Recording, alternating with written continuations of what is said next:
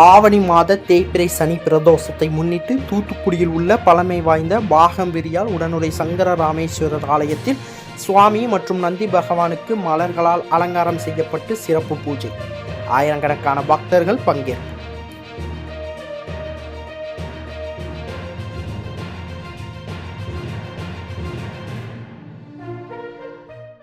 பிரதோஷ தினத்தன்று சிவாலயம் சென்று வழிபட்டால் நற்பயன்கள் கிடைக்கும் என்பது ஐதீகம்.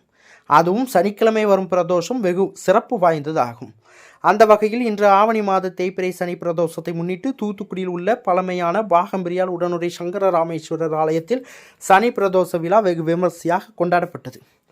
சனி பிரதோஷத்தை முன்னிட்டு சுவாமி மற்றும் நந்தி பகவானுக்கு பால், தயிர், தேன், பழங்கள், பன்னீர், விபூதி உள்ளிட்ட வாசனை திரவியங்களால் அபிஷேகம் நடைபெற்று பின்னர் மலர்கள் மற்றும் சந்தன அலங்காரத்தில் சுவாமி மற்றும் நந்தி பகவான் காட்சியளித்தார். இதனைத் தொடர்ந்து சுவாமி மற்றும் நந்தி பகவானுக்கு சிறப்பு தீபாராதனை நடைபெற்றது. இதில் ஆயிரக்கணக்கான பக்தர்கள் கலந்து கொண்டு சுவாமி மற்றும் நந்தி பகவானை தரிசனம் செய்தனர். இந்த நிகழ்ச்சிக்கான ஏற்பாடுகளை பெருமாள் கோவில் அறக்காவல குழு தலைவர் செந்தில்குமார், சிவன் கோவில் அறக்காவல குழு தலைவர் கந்தசுவாமி, கோவில் நிர்வாக குழு அலுவலர் தமிழ்ச்செல்வி, அறக்காவலர் குழு உறுப்பினர் PSK ஆறுமுகம் மற்றும் கோவில் ஊழியர்கள் செய்திருந்தனர்.